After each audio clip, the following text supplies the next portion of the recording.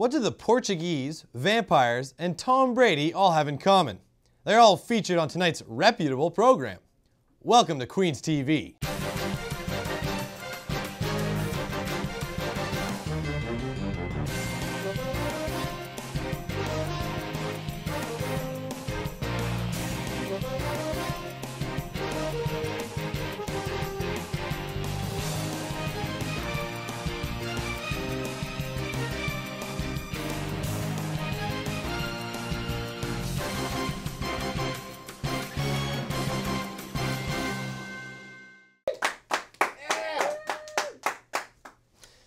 Hello everyone, my name is David Sinkinson and welcome to the show. We've worked long and hard to put together something to get you through midterm season, so we hope you'll enjoy it. First up on the show today, May Watch. That's right folks, seeing as we air on Monday nights, this will be our last program before E-Day on the 25th and our final chance to help you sift through the potential champions of City Hall. We begin with a return to a controversial issue we covered last week. Mayoral candidate Mark Gerritson's creation of a committee dealing specifically with the problem of student behavior. What really bothers me is how this committee will operate. This committee will include city bylaw officials, landlords or property managers, police, non-student residents, 4 counselors, and students. So let me get this straight. We're going to have a committee that deals with student behavior issues where students make up 10% of the committee? I can see the vote now. All in favor of mandatory microchips in students to track their movements? Yes. 1, 2, 7, 9, okay.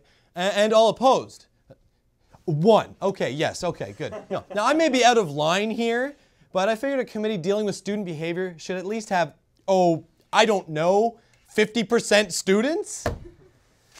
While this committee was passed, the same councillors rejected a proposed bylaw restricting slumlords because most councillors agree the term slumlord is derogatory and a specific bylaw to target property owners is likely unenforceable.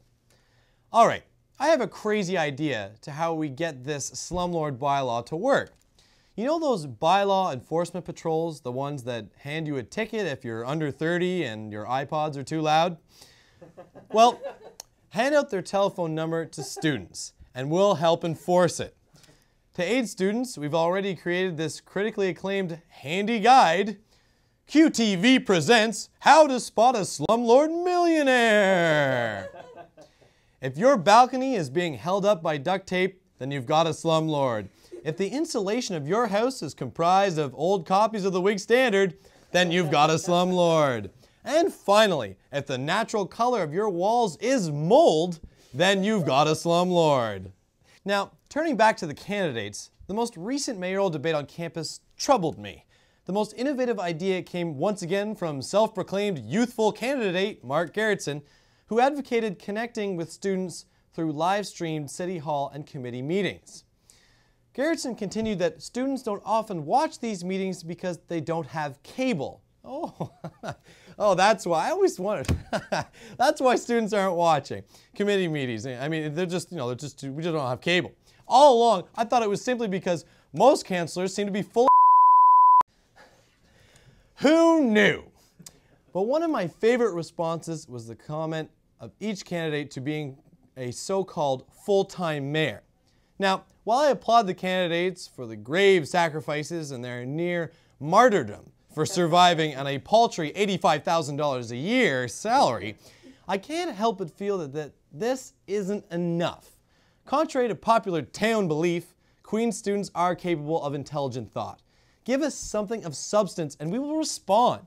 Sure, it will reduce their electability, but I'm waiting for the mayoral candidate who takes a hard line on the older generation and points out to Kingston residents that living through the Prohibition era does not make you an expert on how a city operates.